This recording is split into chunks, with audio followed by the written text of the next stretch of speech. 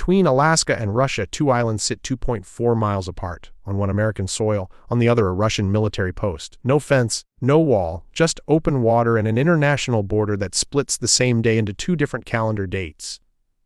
This is the Bering Strait, 55 miles wide at its narrowest point, and it is the only maritime gate between the Pacific and the Arctic Ocean. For 10,000 years it was irrelevant.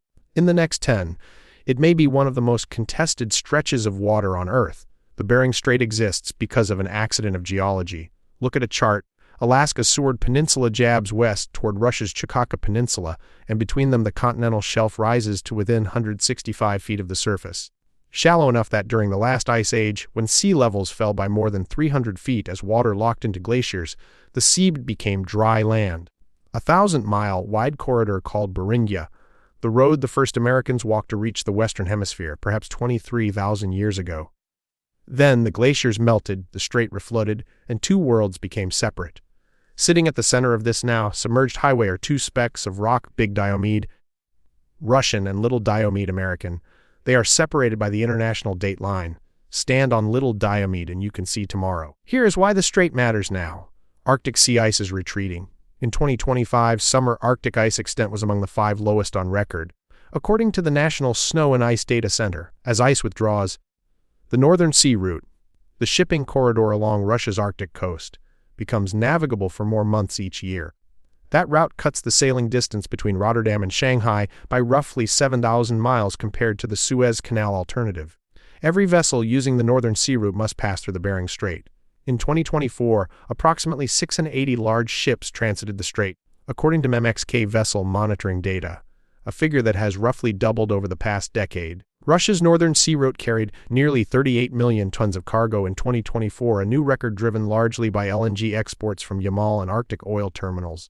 And the commercial interest keeps growing in 2025. China completed 14 container voyages on the Northern Sea Route, a Chinese record, including the first direct liner service ever to connect China and the United Kingdom through the Arctic. A journey that took just 20 days. China's reason is strategic. Its southern trade routes pass through the Strait of Malacca, Suez, carried and other choke points that are either U.S.-influenced or operationally fragile. The Arctic offers an alternative. Russia controls the route, but it needs China's capital and China's shipyards. Both countries are building something that looks less like a trade corridor and more like a joint strategic asset. The Bering Strait is the closest point on Earth where American and Russian territory face each other directly. That proximity has always carried military weight. During the Cold War, the Soviets fortified Big Diomede and cleared its native population. Today, Russia operates a border guard post and weather station there. On the American side, NORAD and U.S. Northern Command treat the strait as a primary approach corridor. Russian strategic bombers regularly probe Alaskan air defense identification zones, intercepted each time by U.S. and Canadian fighters. In 2025, Russia deployed what Pentagon officials described as armed combat icebreakers to the Arctic, a vessel category the U.S. does not currently operate. The Coast Guard responded by commissioning its newest icebreaker, USCGC Storis, carried in August 2025 and immediately sending it on patrol through the strait and into the Chukchi Sea, part of Operation Frontier Sentinel, carried a combined U.S.-Canada Arctic presence mission. The icebreaker gap is stark. Russia operates 45 polar icebreakers, including 8 nuclear-powered vessels. The United States has 3, one of which is 50 years old. The Coast Guard says it needs at least 8 to meet operational requirements. In November 2024, the United States, Canada, and Finland signed the ICE Pact, the icebreaker collaboration effort, to pool resources and accelerate construction. And in late 2024, China and Russia conducted a joint Coast Guard exercise near the Bering Strait itself. In mid-2025, their navies ran a joint naval patrol in the North Pacific proximate to Alaskan shores. This is no longer just competition for a shipping lane. It is a 3-way contest for Arctic dominance with the Bering Strait at its center.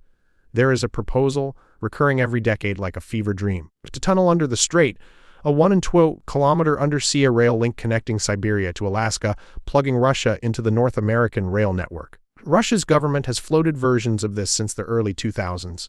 The current estimated cost is around $65 billion.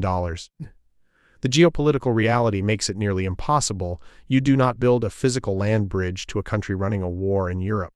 But the proposal keeps returning because the geography is real. The strait is shallow. The technology exists. And the economic logic of linking 3 continents is not insane in a different world. What happens if this strait becomes a flashpoint? The scenarios are not theoretical. A closure or blockade of the Bering Strait would cut the Northern Sea route entirely, rerouting Arctic LNG and oil cargoes back through Suez or around the Cape. Adding weeks and thousands of miles to each voyage, it would sever the fastest connection between the Pacific and the Arctic, disrupting fisheries, shipping, and the supply lines for remote communities across western Alaska that depend entirely on sea resupply. Those communities are not a footnote. Carried, the Bering Sea supports more than half the fish caught in U.S. waters, with a wholesale value of nearly $4.5 billion a year. Pollock, crab, halibut, the largest commercial fishery in the country. Disruption at the strait does not just affect cargo ships, it affects the food supply. And for the roughly 100,000 Alaska natives and rural residents who rely on subsistence fishing, it affects something deeper than economics. The Bering Strait has been a passage between worlds for as long as humans have existed. For most of history, it was too frozen, too remote, and too empty to matter. Climate change is ending all 3 of those conditions at once. As the ice retreats, the strait becomes navigable. As it becomes navigable, it becomes valuable. As it becomes valuable, it becomes worth controlling. 3 great powers are now positioning themselves in and around a body of water that was functionally irrelevant a generation ago. The world does not have to do anything for the Bering Strait to become one of the most strategically important bodies of water on the planet. It just has to keep warming,